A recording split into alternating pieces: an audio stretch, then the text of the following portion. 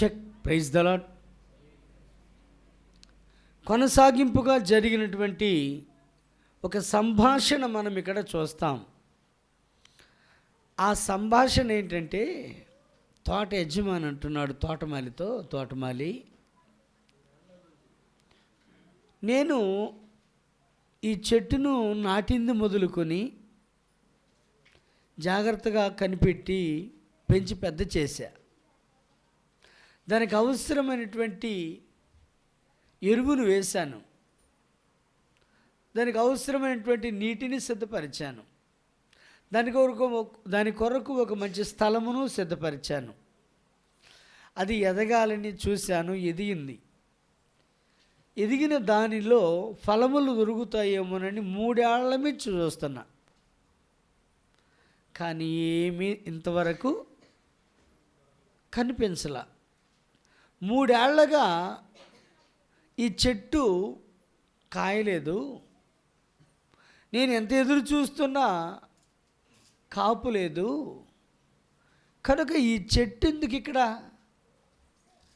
దీనికి గుండా కొంత స్థలం వేస్ట్ అయిపోవడమే కానీ ఆ నేలలో సత్తువ అనవసరంగా మిగతా పొలానికి పోకుండా ఇది లాక్కొని ఇది ఊరక ఆకారానికి ఎదగడమే కానీ ఉపయోగం లేనటువంటి ఈ చెట్టును నరికి పారేయ్ అన్నాడు. ఎవరన్నారు?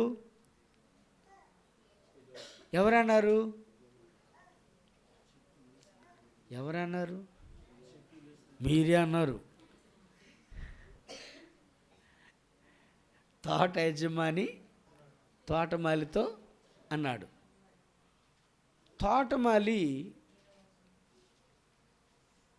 చెట్లను సంరక్షిస్తూ వచ్చినవాడు గనక, చెట్లను పాలిస్తూ వచ్చినవాడు గనక, పోషిస్తూ వచ్చినవాడు గనక దాన్ని అంతైనటువంటి ఆ చెట్టును నరకడానికి ప్రాణం ఒప్పల.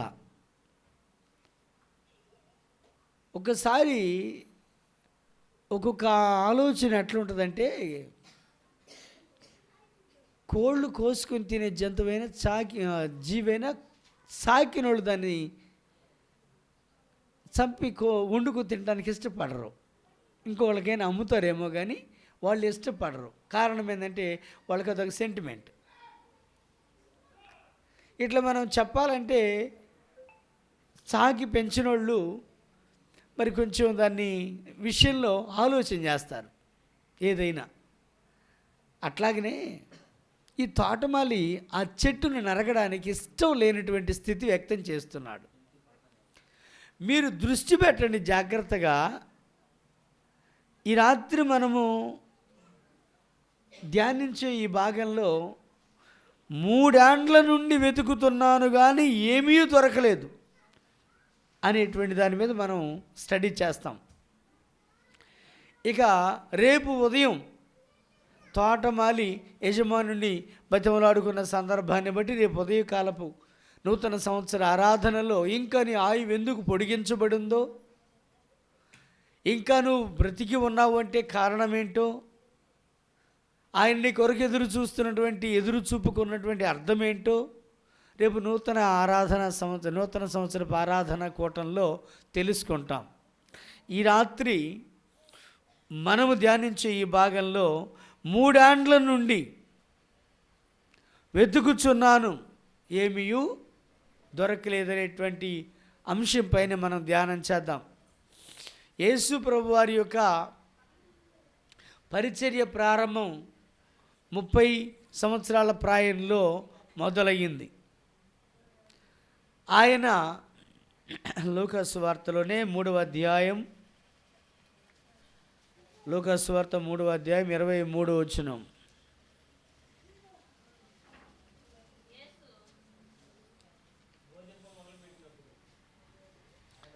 యేసు బోధింప మొదలుపెట్టినప్పుడు దాదాపుగా 30 ఏండ్ల ఈడు గలవాడు అని వ్రాయబడింది అక్కడ. 30 ఏండ్ల వయసులో ఆయన పరిచర్య ప్రారంభించారట. ఆయన పరిచర్య ప్రారంభమైంది మొదలు ఆయన 3.5 సంవత్సరాల పరిచర్య చేశారు. ఆయన 3.5 సంవత్సరాల పరిచర్యలో ఆయన వాళ్ళని గమనిస్తూ వచ్చాడు. గమనిస్తూ వచ్చినప్పుడు వాళ్ళల్లో ఏమాత్రము ఆత్మీయతలో ఫలింపు కనిపించలా. ప్రజలను గమనించాడు, శిష్యులను గమనించాడు, అక్కడ ఉన్నటువంటి బోధకులైన వారిని కూడా గమనించాడు, శాస్త్రులు పరిశీలన కూడా గమనించాడు. వారిలో ఆత్మీయత కనిపిస్తుందేమో అని వెతికాడు, వారిలో భక్తి కనిపిస్తుందేమో అని ఎదురు చూశాడు. కానీ వారిలో భక్తి కనిపించలేదు, ఆత్మీయత కనిపించలేదు, యథార్థత కనిపించలేదు, ఎదుగుదల కనిపించలేదు. ఏ విధమైనటువంటి ఎదుగు బొదుగు లేనటువంటి జీవితము జీవిస్తూ ఉన్నటువంటి వారిగా వారు ఉన్నారు. ఆకారానికైతే అడ్డంగా పెరిగారు, ఎత్తుకి బాగా ఎదిగారు, కానీ ఫలభరితమైన జీవితం వాళ్ళల్లో లేదు, ఫలములు వారిలో లేవు, దేవుడు కాంక్షించినటువంటి తీరు వారిలో లేదు. ఈ రాత్రికాల సమయంలో నువ్వు వినవలసినటువంటి మాట జాగ్రత్తగా గమనించాలి. 3 ఏళ్ల నుంచి నేను వెతుకుతున్నాను, కానీ వాళ్ళలో ఏమీ మార్పు రాలా. 3 ఏళ్ల నుంచి వెతుకుతున్నాను, ఏ పంట వారిలో రాలా. 3 ఏళ్ల నుంచి వెతుకుతున్నాను, ఏ ఫలము వారిలో లేదు. 3 ఏళ్లుగా నేను ఎదురు చూస్తున్నా, కనీసపు మార్పు రానిటువంటి ఈ జనము విషయంలో తోటమాలి నరికి పాడేయకూడదు, వీళ్ళని ఎందుకు వేస్ట్ అన్నటువంటి ఆవేశపూరితమైన పదము వాడగలిగినటువంటి ఆ మాట వచ్చిందంటే ఆయనకి ఎంత బాధ కలిగి ఉంటుందండి, ఎంత బాధ కలిగి ఉంటుంది. 3 సంవత్సరాలుగా చక్కటి బోధలు వింటున్నారు, 3 సంవత్సరాలుగా ఎన్నో గొప్ప సంగతులు నేర్చుకుంటున్నారు, 3 సంవత్సరాలుగా సత్య సువార్త కొరకు ప్రాకులాడుచున్న ప్రతి కార్యమును చూస్తున్నారు, కానీ మార్పు మాత్రం వారిలో రాలా.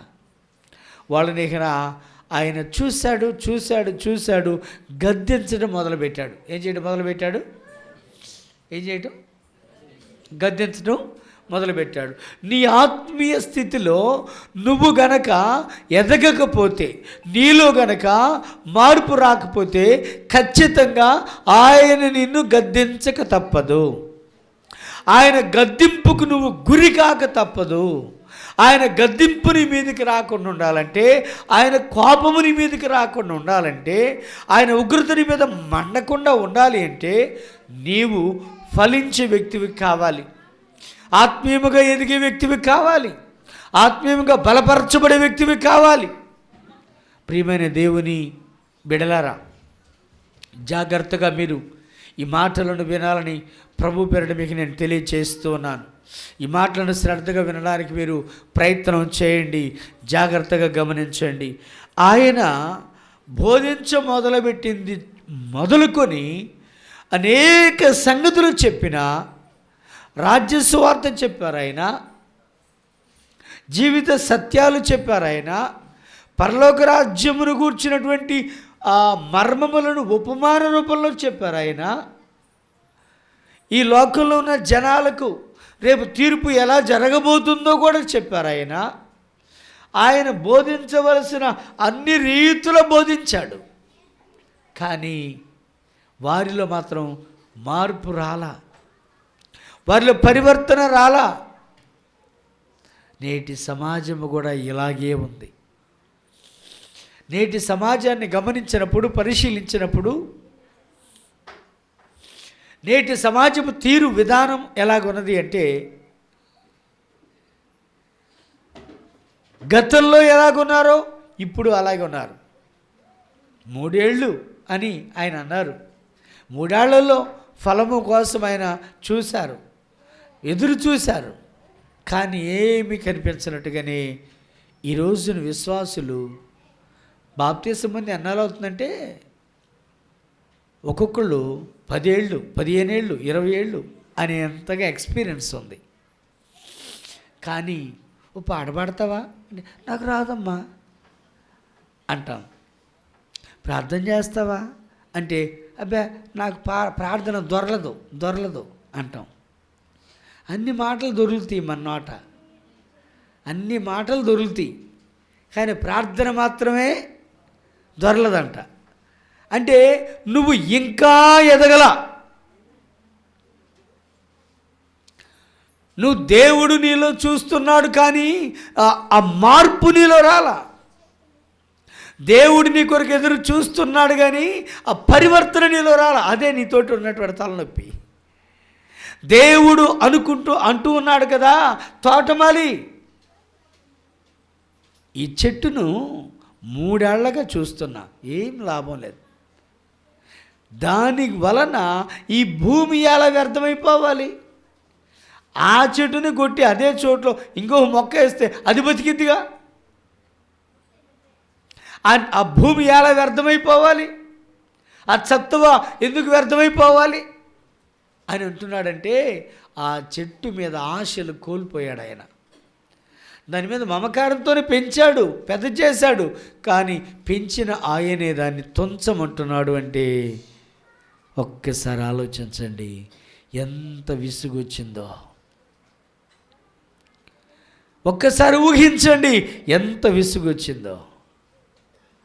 చాలామంది అంత లోతుగా ఆలోచించరు. దేవునిలో ఉన్న నీవు ఎదుగుదల కలిగిన వ్యక్తివై ఉండాలి.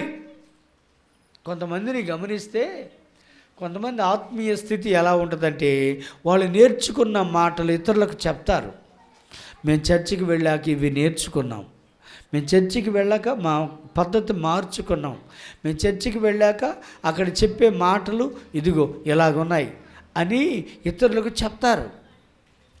అయితే కొంతమంది విశ్వాసులు ఎలాగున్నారు అంటే, వాళ్ళు ఏమీ నేర్చుకోరు, వాళ్ళు ఇతరులకి ఏమీ చెప్పరు. వాళ్ళు మారరు, ఇతరులను మారనివ్వరు. వాళ్ళల్లో పరివర్తన రాదు, ఇతరులకు పరివర్తన రానివ్వరు. ఇలా ఉన్నారు. అయితే దేవుడు నీలో ఫలించే స్థితి కావాలని చూస్తున్నాడు. నీకు తెలియదు ఆయన నిన్ను గమనిస్తున్నాడు. నీకు తెలియదు ఆయన నీలో వెతుకుతున్నాడు. ఏమైనా దొరుకుతాయేమో అంటే ఒక పాటన్నా పాడతావేమో విందామని ఆశ, ఒక మాటన్నా ఇతరులకు చెబుతావేమో విందామని ఆశ. నీ గురించి చూస్తున్నాడు ఆయన. నువ్వు ఎక్కడో ప్రత్యేకమైన ప్రసంగాలు ఏం చేయాల్సిన పని, నీతో కలిసి పనిచేసే వాళ్ళు ఉంటారుగా, వాళ్ళకి చెప్పు దేవుని గురించి, దేవుని మంచితనమును చెప్పు వాళ్ళకి, దేవుని గొప్పతనమును చెప్పు వాళ్ళకి. దేవుని గూర్చినటువంటి ఒక్క మాట వాళ్ళకు నువ్వు బోధించగలిగితే గొప్ప మార్పు వాళ్ళలో వచ్చింది, గొప్ప పరివర్తన వాళ్ళలో వచ్చింది. ప్రియ దేవుని బిడ్డలారా, ఈ రోజున నిజమైన స్వచ్ఛమైన దేవుని మాట కొరకు ఎదురు చూస్తున్న వారు చాలామంది ఉన్నారు, కానీ వాళ్ళకి సరైన రీతిలో అందించే వాళ్ళు లేరు. దేవుని స్తోత్రం చెప్పండి. ఓ ప్రాంతానికి వెళితే ఆ ప్రాంతంలో వాళ్ళు అంటున్నారు, అయ్యా పాటలైతే చాలు నేను పాడతాడు మా పాష గారు, వాక్యం లేదయ్యా, మేము వాక్యం సమృద్ధిగా వినాలని ఆశ ఉంది, కానీ బోధించే విధానం లేదయ్యా, మాకు వాక్యం ఇంకా నేర్చుకోవాలని ఆశగా ఉంది అంటున్నారు. అంటే ఒకసారి ఆలోచించండి, వారు వాక్యం కొరకు ఎదురు చూస్తున్నా అందించే దాఖలాలు కనబడట్లా. కొందరికేమో వాక్యం చెబుతుంటే వినేదానికి మనసు నడల్లా. దేవుడు నీలో ఫలింపును కోరుతున్నాడు, ఎదుగుదల కోరుతున్నాడు. దేవుడు నిన్ను వెతికినప్పుడు ఏం కనబడుతుంది నీలో? దేవుడు నిన్ను పరిశీలించినప్పుడు ఏం కనబడుతుంది నీలో? ఆత్మీయత, లోక మర్యాద, ప్రార్థనా జీవితమా, లోక సాంప్రదాయ జీవితమా? నీలో ఏమి కనబడుతుంది? 3 ఏళ్లుగా వెతుకుతున్నాను తోటమాలి, ఎంత చక్కగా చెప్తున్నాడు. 3 ఏళ్లుగా వెతుకుతున్నా, ఏమీ రిజల్ట్ రాలా. ఊహించండి ఒకసారి, ఊహకు అందనటువంటి గొప్ప గొప్ప ప్రేమను ఆయన ప్రజలకు అందించాలని ఆశపడుతున్నాడు, కానీ ఆ ప్రేమను పొందుకోవటానికి వాళ్ళు సంసిద్ధంగా లేరు. మీరు ఇది గమనిస్తే, ఆయన అంజూరపు చెట్టుని గురించి మాట్లాడుతున్నట్టుగా చెప్పారు, కానీ ఆయన పరిశీలిస్తున్నది ఎవరిని అనేది మనం గమనించాలి. లూకాసు వార్తలోనే మీకు ఇంకో మాట చూపిస్తాను. 13వ అధ్యాయం 15వ వచనంలో, అందుకు ప్రభు, వేషధారులారా, మీలో ప్రతి వాడు విశ్రాంతి దినమున తన ఎద్దునైనా గాడిదనైనా గాడి యొద్ద నుండి విప్పి తోలుకొని పోయి నీళ్లు పెట్టును కదా. 18 ఏళ్ల నుండి సాతాను బంధించిన అబ్రహాము కుమార్తె అయినటువంటి ఈమెను విశ్రాంతి దినమందు ఈ కట్ల నుండి విడిపింప తగదా అని మాట్లాడుతూ ఉన్నాడు ప్రభు. ఆయన మాట్లాడుతూ ఎవరితో ఉంటున్నాడంటే, వేషధారులు ఎవరాళ్ళు? వేషధారులైనటువంటి శాస్త్రులతో, పరిసయ్యులతో ఆయన మాట్లాడుతున్నాడు. వాళ్ళట విశ్రాంతి దినము, ఈరోజు మీరేం చేయకూడదు, విశ్రాంతి దినము రోగులు బాగవ్వకూడదు, విశ్రాంతి దినము పనిపాటు చేయకూడదు, విశ్రాంతి దినము అనుకుంటున్నారట. కానీ విశ్రాంతి దినములు వారి యొక్క ఎద్దులకు నీళ్లు పెడుతున్నారు కదా. దేవుని పిల్లలకు వాక్యం బోధిస్తే ఇబ్బంది ఏంది? అనారోగ్యంతో వారి కొరకు ప్రార్థన చేస్తే ఇబ్బంది ఏందని యేసు ప్రభు నిలదీస్తున్నాడు. ఈయన విశ్రాంతి దినాన్ని ఉల్లంఘిస్తున్నాడు, విశ్రాంతి దినాన్ని తోసేస్తున్నాడని ఆయన మీద మరలా నిందలు మోపారు వాళ్ళు. అవేమీ ప్రభు పట్టించుకోలేదు. కానీ ఇక్కడ మనం ఒక విషయం గుర్తించాలి. అదేంటంటే, ఆయన గమనిస్తూ ఉంటే వారిలో వేషధారణ కనబడింది. కానీ అయ్యో, బంధించబడిన వారు ఉన్నారే, అపవాది కట్లల్లో బంధించబడిన వారు ఉన్నారే, కుల కట్లల్లో బంధించబడిన వారు ఉన్నారే, మత సిద్ధాంతాలలో బంధించబడిన వారు ఉన్నారే, వారిని విడిపిద్దాము, వారి కొరకు ప్రార్థన చేద్దాము, వారికి సత్యముని గురించి బోధిద్దామనేటువంటి ఆలోచన వారిలో లేదు. పేరుకు మాత్రం వారు మహా గొప్ప భక్తుల్లాగా కనబడుతున్నారు. నిలువుటంగిలు వేస్తున్నారు, చక్కగా మరి రక్షరేకులు కడుతున్నారు. ఇక వాళ్ళు మాకు అంతా తెలుసు అన్నట్లుగా అనుకుంటున్నారు. అందుకని వాళ్ళకి ఏమీ తెలియదు రుజువు చేయడానికి యేసయ్య ఒక మాట అన్నాడు, వేషధారులారా అని. ఏమన్నాడు అంటే, వేషధారణ పైకి కనిపించడానికే, ఆంతర్యంలో దేవుని గురించిన మాటలు లేవు. ఈ రోజున సమాజం కూడా అట్టి వాళ్ళ మీద దృష్టి పెడుతుంది. ఇటు వాళ్ళ మీద వేషధారణ, ఎవరిని ఉద్దేశించి మనం అనడల్లా. వేషధారణ అంటే చక్కగా మంచి బట్టలు ధరించి బాగా చక్కగా తయారై బయటికి వస్తే వాళ్ళు కారులోంచి దిగితే అబ్బా పెద్ద పాష గారు అనుకుంటున్నారు. బైబిలు అదే ప్రకారంగా నెలల సంవత్సరాల తరబడి తర్కించి అనేక సత్యాలను బైబిల్లో నుంచి బయటికి తీసి సమాజానికి బోధించాలని వీళ్ళు ఎంతగానో మరి ఆశపడుతూ వెళితే వాళ్ళ మాట వినేటందుకు ఎవరు కూడా సుముఖత చూపించటల్లా.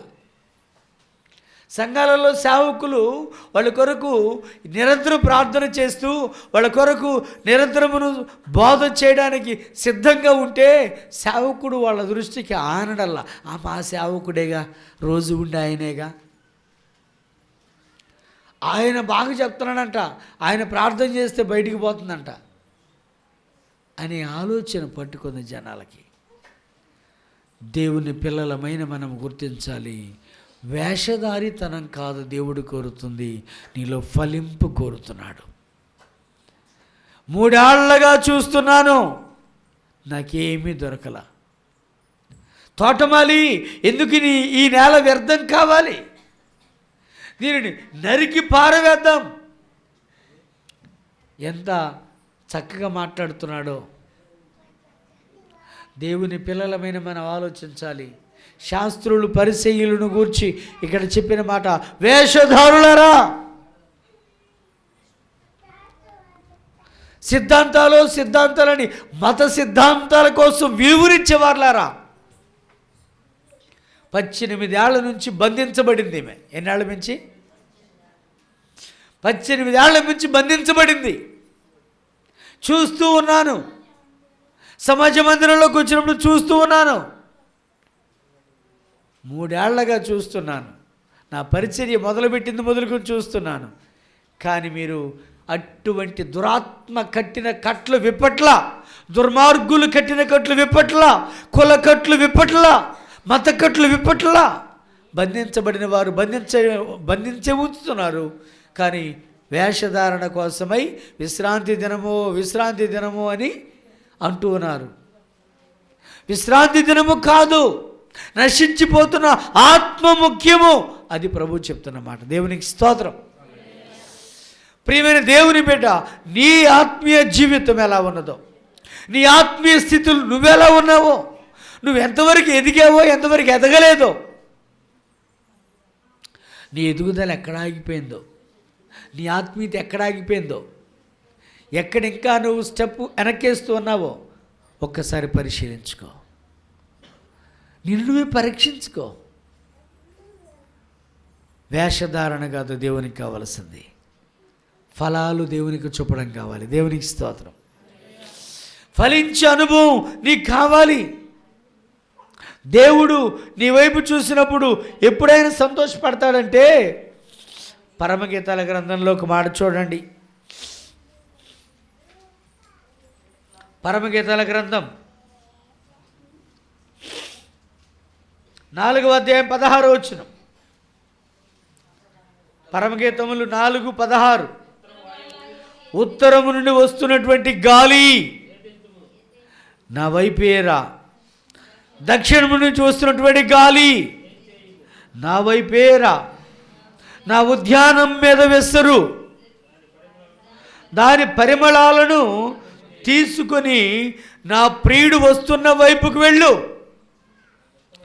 ఎంత సువాసనను నేను తయారు చేశానో, ఎంత సువాసన కలిగి నేను ఉన్నానో నా యజమానుడికి అందించు.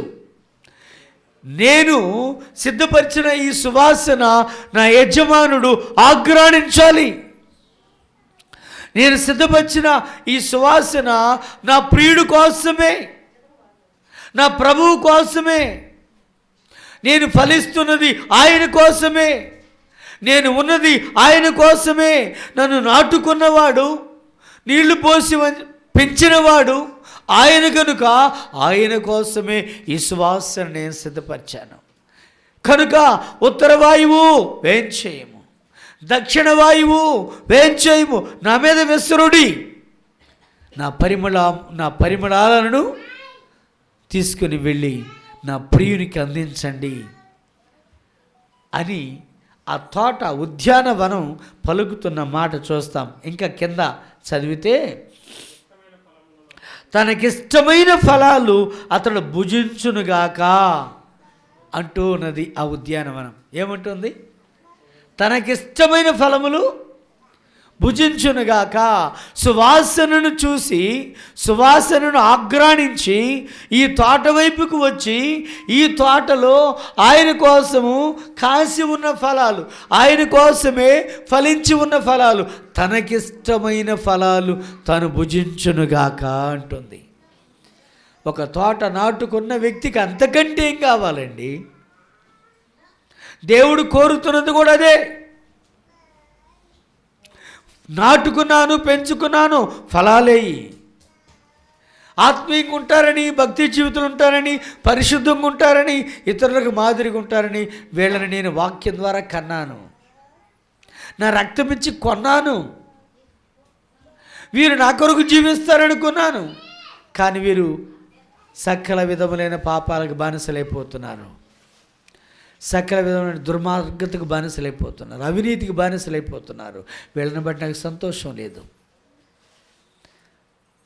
నిన్ను బట్టి దేవుడు ఏమనుకుంటున్నాడు? నిన్ను బట్టి దేవుడు అనుకోవడానికి ఏముంది నీ దగ్గర? మంచి ఫలం ఉందా? ఆత్మీయత ఉందా? ప్రార్థనా జీవితం అనే ఫలం ఉందా?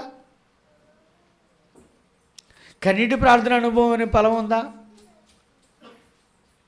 పాటలు పాడి దేవుని కనపరిచే ఫలం ఉన్నదా? వాక్యం విన్న వాక్యం పక్కవారికి చెప్పి ఇంకొక ఆత్మను బలపరిచే ఫలం ఉన్నదా? ఏమి ఫలిస్తున్నావు దేవుని కోసం? ఇంతకాలంగా నువ్వు దేవుని కోసం ఏం చేశావు?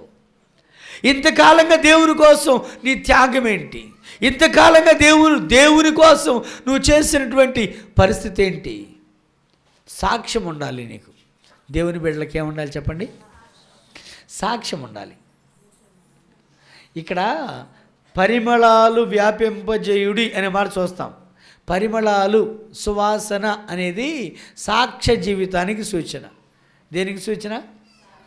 సాక్ష్య జీవితానికి సూచన. అంటే నిన్ను బట్టి సమాజం ఒక సాక్ష్యం చెప్పుకోవాలి. ఏమని? అప్పటికంటే ఇప్పుడు మారారు వీళ్ళు, మార్పు వచ్చింది వీళ్ళల్లో. ఒకప్పుడు ఇలా ఉండేవాళ్ళు కానీ ఇప్పుడు ఇలా మారిపోయారు.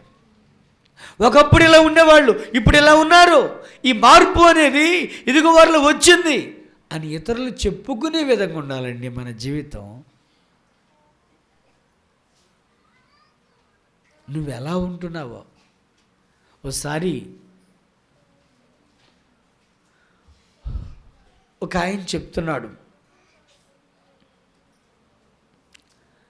నా భార్యను బహుగా కొట్టాను, తిట్టాను, అవమానపరిచాను, కానీ మౌనం వహించింది. మౌనంగా ఎందుకు ఉన్నదని మళ్ళీ కొట్టాను. ఏడ్చింది తప్ప, దండం పెట్టింది తప్ప కొట్టబాకయ్యా అందగాని ఎందుకు కొడుతున్నావని ప్రశ్నించలేదు. నన్ను ఎదురు తిరిగి మాట్లాడలేదు. ఇలాగా గమనించాను, చూశాను. నేను తాగొచ్చినప్పుడల్లా బాధిస్తూనే ఉన్నప్పటికీ నోరు మెదపని కారణం చేత ఇక కొట్టకూడదని నాకు నేనే తీర్మానం చేసుకున్నా. ఇక కొట్టకూడదు. తాగి వస్తే కొడుతున్నాను కనుక తాగే రాకూడదు, అసలు తాగుడికే దూరం కావాలనే ఆలోచనతో ఒకరోజు వెళ్లకుండా పడుకున్నాను. మందు తాగడానికి వెళ్లకుండా పడుకున్నాను, మంచం మీద పడుకున్నాను.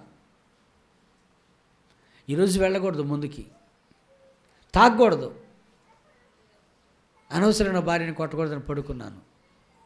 మంచం కాడ మోకరించిన భార్య ప్రార్థన చేస్తుంటే విన్నాను, నా భర్తలో మార్పు తీసుకుని రయ్యా. ఆమె ప్రార్థన చేస్తుందట, నా భర్తలో మార్పు తీసుకుని రయ్యా. నన్ను కొట్టాడు అనేది నా బాధ కాదు, కానీ ఆయన ఆరోగ్యం పాడైతే,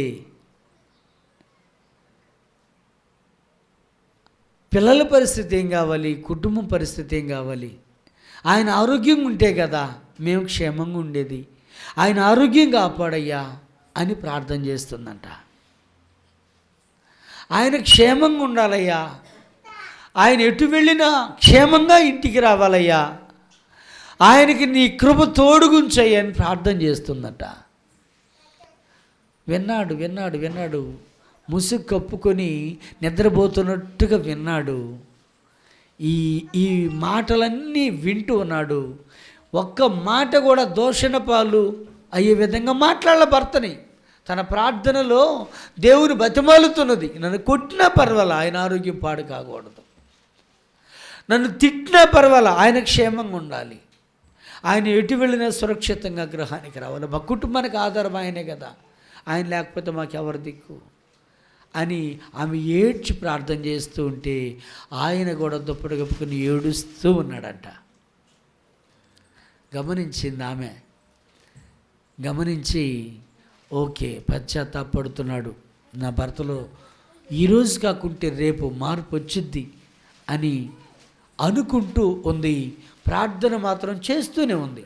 భర్త కోసం చేస్తుంది, పిల్లల కోసం కూడా చేస్తుంది. అమ్మాయి కోసం, అబ్బాయి కోసం, ఇద్దరి కోసం వాళ్ళ పేర్లు పెట్టి ప్రార్థన చేస్తుంది. ఈ బిడ్డలు చదువుకోవాలయ్యా, వీళ్ళు ప్రయోజకులు కావాలి, మాలాగా చాకిరి ఇటు చాకిరి చేసుకోకూడదు, ఎండ చాకిరి చేసుకోకూడదు, వీళ్ళు క్షేమంగా ఉండాలని బిడ్డల కోసం పేరు పెట్టి ప్రార్థన చేస్తుందంట. గమనించినటువంటి ఈయన పిల్లల కోసము, నా కోసము ఎంత ప్రార్థన చేస్తూ ఉందా? ఆమె ఉద్దేశం, ఆమె గుండెల్లో ఉన్నటువంటి విషయం ఇదా?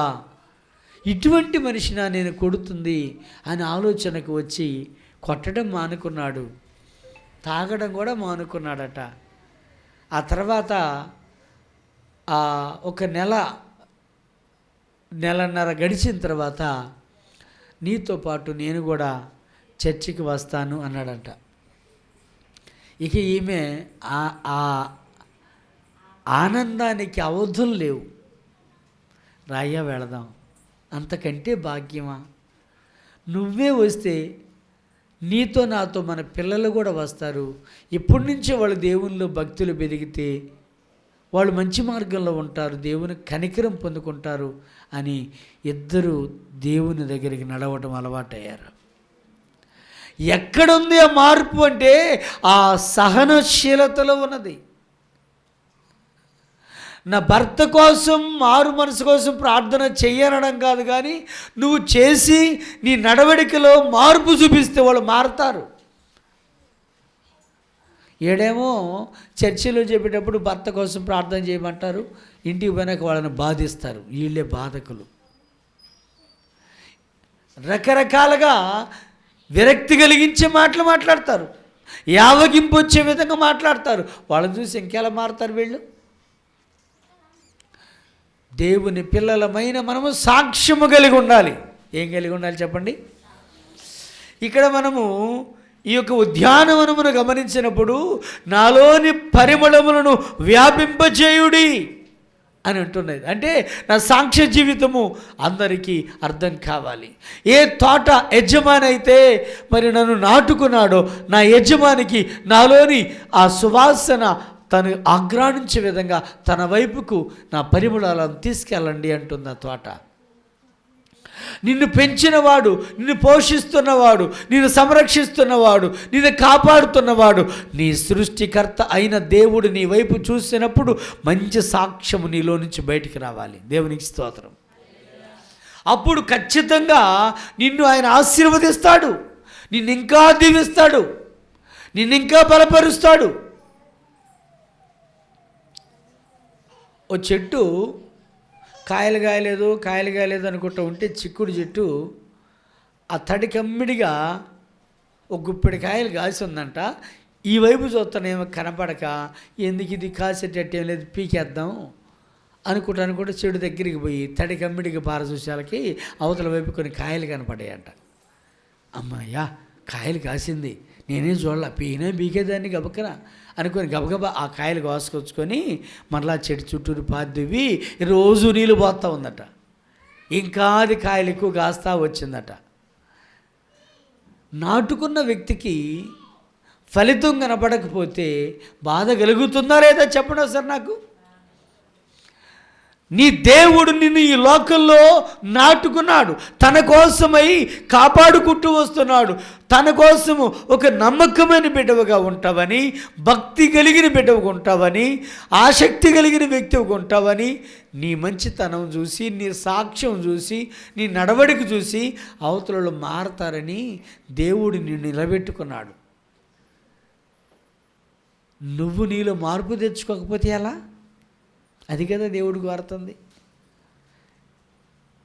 శారములో మార్పు తెచ్చుకోకుండా రంపరాకాశలాగా ఉంది. ఆమెలో మార్పు అనేది తర్వాత వచ్చింది. అబ్రహాము సహనంతో వచ్చాడు. అబ్రహామును అర్థం చేసుకుంది, తను మారిపోయింది. దేవుడు కూడా ఓకే రైట్, నీలో మార్పు వచ్చిందమ్మా, నీ పేరు కూడా మార్చేస్తున్నానని మార్చేశాడు. శారాయి కాకుండా శారా అన్నాడు. జనములకు తల్లిగా మార్చబడింది, ఆశీర్వదించబడింది. ఆమె సంతానం అభివృద్ధి అయిపోయింది, ఆమెలో ఫలింపు వచ్చింది, ఆమెలో అభివృద్ధి వచ్చింది. దానికి కారణం ఏంటో తెలుసా? ఆమెలో పరివర్తన వచ్చింది. జగడగొండిగా ఉన్నటువంటి ఆమె యజమానుడా అని పిలవడం నేర్చుకుందంట. దేవునికి స్తోత్రం. ఎంత గొప్ప మార్పు అండి. ఈ రాత్రి నీ మాటలు వింటున్న నీవు వేషధారణ కలిగినటువంటి వారిలో ఉన్నావా, లేక పరివర్తన చెందిన వారిలో ఉన్నావా? భక్తి కలిగి జీవిస్తున్న వారిలో నువ్వు ఒక వ్యక్తిగా ఉన్నావా? ఎలా ఉన్నదని భక్తి జీవితం?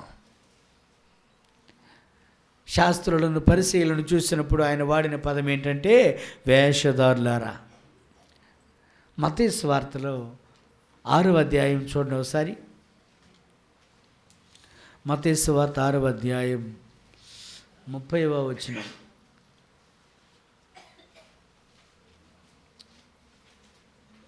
నేడుండి రేపు పొయ్యిలో వేయబడు అడవి గడ్డిని దేవుడు ఎలాగూ అలంకరించిన ఎడల అల్ప విశ్వాసులారా, మీకు మరి నిశ్చయముగా వస్త్రములు ధరింప చేయును కదా అంటాడు. యేసుప్రభు మాట్లాడుతున్నటువంటి ఈ మాటలో ఒక అర్థవంతమైన స్థితి ఉంది. జాగ్రత్తగా గమనించండి.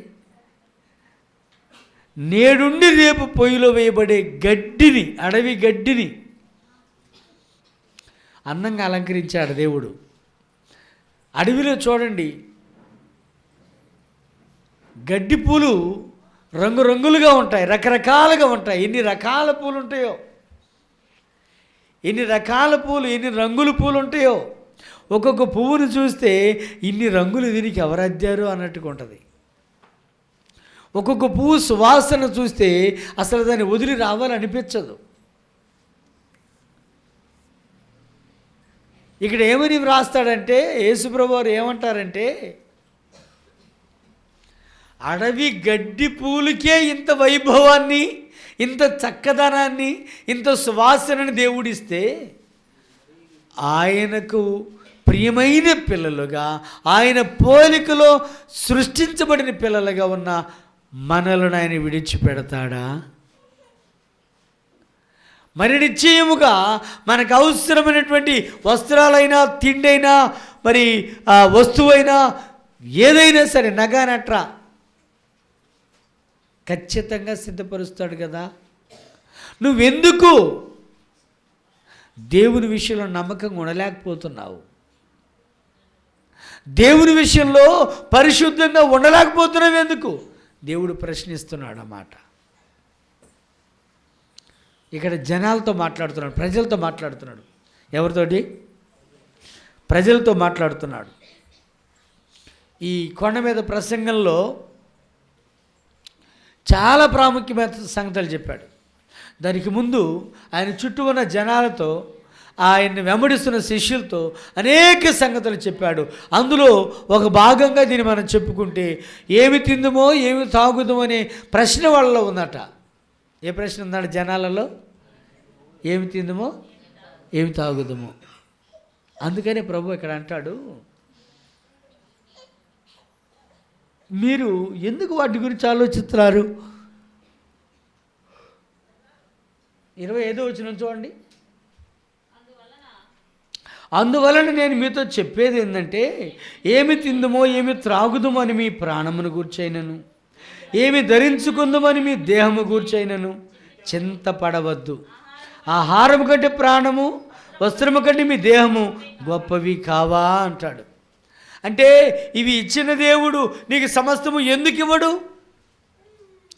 వాటన్నిటికంటే ముందు దేవుని రాజ్యమును, నీతిని వెతకండి, ఆ తర్వాత అవన్నీ దేవుడు మీకు ఇస్తాడు అంటాడు. దేవునికి స్తోత్రం. కాబట్టి ప్రియ దేవుని బిడ్డలారా, మొదట మనము చేయవలసింది ఏంటంటే, దేవుని సంతోషపెట్టాలి. ఏం చేయాలి మనం? దేవుని సంతోషపెట్టాలంటే దేవునికి ఇష్టంగా ఉండాలి. మనం ఎలా ఉండాలి? దేవునికి ఇష్టమైనటువంటి వ్యక్తులంగా ఉండాలి. మంచి సాక్ష్యం కలిగి ఉండి, దేవుని పిల్లలంటే వీళ్ళండి అన్నట్టుగా ఉండాలి.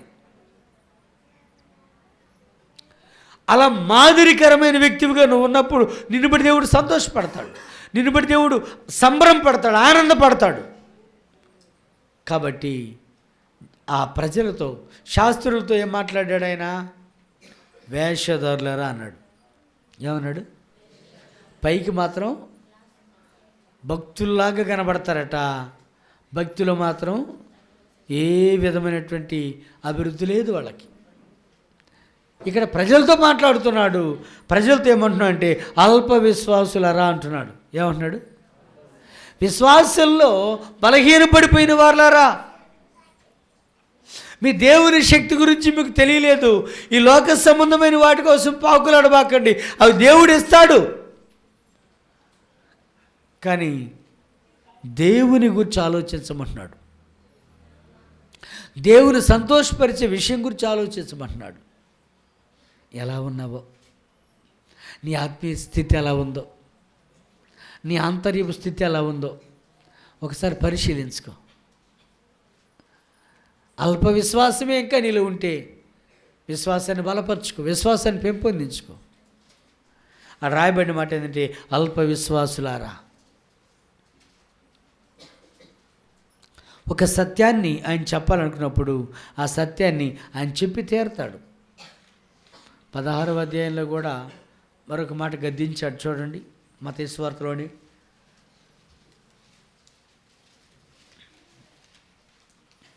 16వ అధ్యాయం 8వ వచనం.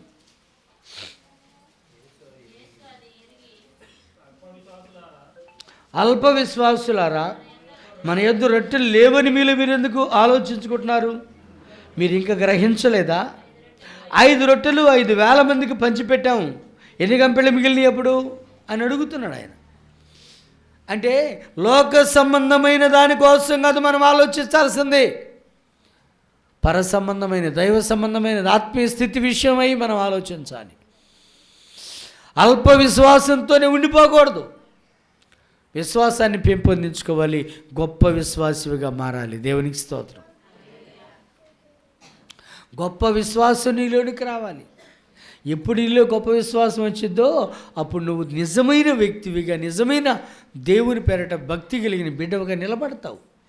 కాబట్టి విశ్వాసాన్ని పెంపొందించుకోవాలి, అల్ప విశ్వాసంతో ఉండిపోకూడదు. ఇక 3వ విషయం కూడా మరలా గమనిద్దాం. మార్కు సువార్త 9వ అధ్యాయం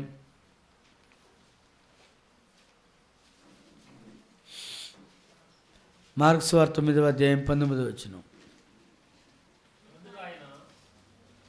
అందుకైన విశ్వాసము లేని తరం వారలారా, ఎంతకాలం నేను మీతో విశ్వాసం లేని తరం అంట. ఏ తరం చెప్పండి? బాగా బాధ కలిగినప్పుడు, కడుపు మండినప్పుడు అంటుంటాం, విశ్వాసం లేనోడా అని. ఏమంటాం? నీకు అసలు విశ్వాసమే లేదు, నేను ఇంత చేసినా కూడా నీకు విశ్వాసమే లేదు, ఆ కుక్క కన్నా ఉంటుంది కానీ నీకు అసలు ఉండదు అంటాం. అంటే విశ్వాసహీనులు, విశ్వాస భ్రష్టులు, విశ్వాసఘాతకులు ఎన్ని రకాల వాళ్ళు ఉన్నారో. ఇక్కడ ప్రభువు మాట్లాడుతున్న మాట ఏంటంటే, ఏం మాట్లాడుతున్నాడు? విశ్వాసము లేని తరము వారలారా. ఏమన్నాడు? విశ్వాసము లేని, ఇదొక తరం అన్నమాట. ఇదొక తరం. వాళ్ళకి వాళ్ళే నీతిమంతులు అనుకునే తరం ఒకటి ఉందంట. అసలు దేవుణ్ణి ఎరగని తరమే ఒకటి ఉందంట. ఇదేం విశ్వాసం లేని తరం. కొన్నిసార్లు మనం దేవుని మాటలు వింటుంటే కొత్త విషయాలు మనకు గుర్తొస్తూ ఉంటాయి. విశ్వాసం లేని తరం అంటే ఒక తరమే విశ్వాసం లేనిదిగా మారిపోయింది. ఆ తరంలో వాళ్ళుగా ఈ శిష్యులు నిలుచుతూ మాట్లాడుతున్నాడు, విశ్వాసం లేని తరం వారలారని. ప్రియ దేవుని బిడ్డలారా, జాగ్రత్త గమనించండి. మన జీవితాలలో దేవుడు ఈ కార్యం చేస్తాడనేటువంటి ఆ విశ్వాసము, నమ్మకం నిలవ ఉంటే ఆయన చేస్తాడు, చేయగలడు. ఇక్కడ ఫిట్స్ల సమస్యతో బాధపడుతున్నటువంటి ఒక వ్యక్తిని గురించి వ్రాయబడి ఉంది. అతను నీళ్లలో నిప్పుల్లో తరచు పడుతున్నాడట. అతనికి పట్టినటువంటి దురాత్మ అతన్ని చంపడానికి ప్రయత్నం చేస్తుందట. ఆ టైంలో యేసుప్రభు వారి దగ్గర తీసుకొస్తే ఆయన అంటాడు, విశ్వాసము లేని తరం వారలారా, మీతో ఎంతకాలం నేను ఉంటాను? జాగ్రత్తగా మీరు గమనించండి. దేవుడు బాధతో ఆ మాట అన్నాడు. దేవుని యొక్క వాక్కు, దేవుని యొక్క విలువ, దేవుని యొక్క శక్తి వాళ్ళకి అర్థం కాలేదు. ఈనాటికి కూడా దేవుని గురించి పూర్తిగా అవగాహన తెలుసు అన్నట్టుగా ఉంటున్నారు, కానీ దేవుని గురించి తెలియని వాళ్ళు ఎందరో. వారికి తెలియ చెప్పడానికి నువ్వు కంకణం ఎందుకు కట్టుకోకూడదు?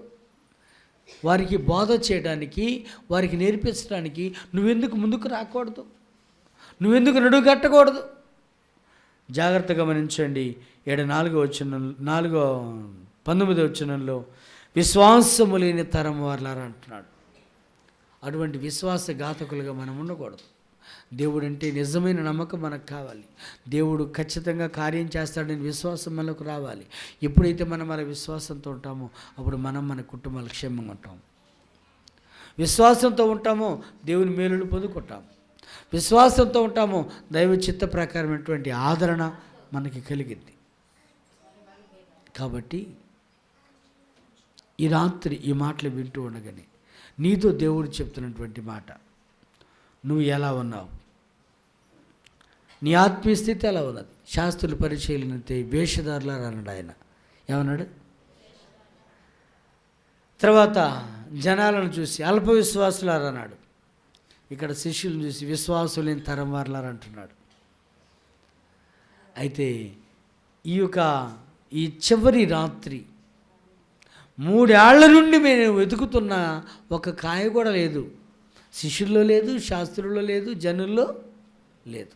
ఎవరిలో కూడా ఆత్మీయత కనిపించట్లా. ఆయన అంటున్నాడు, 3 ఏళ్ల నుంచి వెతుకుతున్నాను కానీ ఏమీ కనిపించలా. కాబట్టి ఈ చెట్టు ఎందుకు, ఈ నేల ఎందుకు వ్యర్థం కావాలి? కాబట్టి ఈ చెట్టును నరికేయండి. దేవుని కొరకు నిలబడలేకపోతే, దేవుని కొరకు బలపడలేకపోతే, దేవుని కొరకు ఎదగలేకపోతే, దేవుని కొరకు నువ్వు అప్పగించుకోలేకపోతే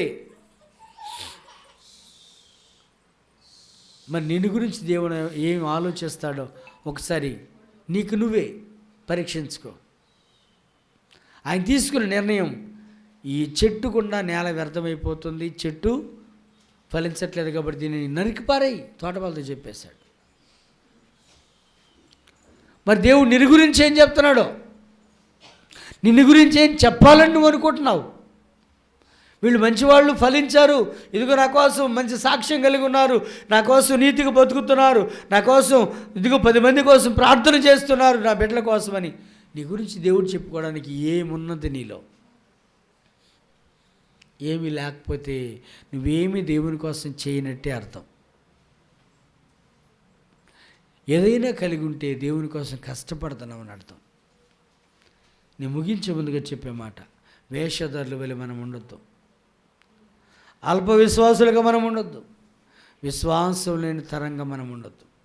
దేవునికి నమ్మకంగా ఉందాం, దైవ చిత్తం చేద్దాం. ఆయన కృపా కనికరము కలిగిన దేవుడు. మనం ఆయన మాటకు విధేయత చూపిస్తే మన జీవితాలను బాగు చేసే దేవుడు. కాబట్టి దేవునికి మనల్ని మనం అప్పగించుకుందాం, దైవ చిత్తం చేయడానికి ఏకీభవిద్దాం. అందరూ తలలు ఉంచండి, ప్రార్థనలో ఏకీభవిద్దాం. చెప్పబడిన మాటలు జ్ఞాపకం చేసుకో. 3 ఏళ్లుగా నేను చూస్తున్నాను, ఒక్క కాయైనా కాయలేదు కనుక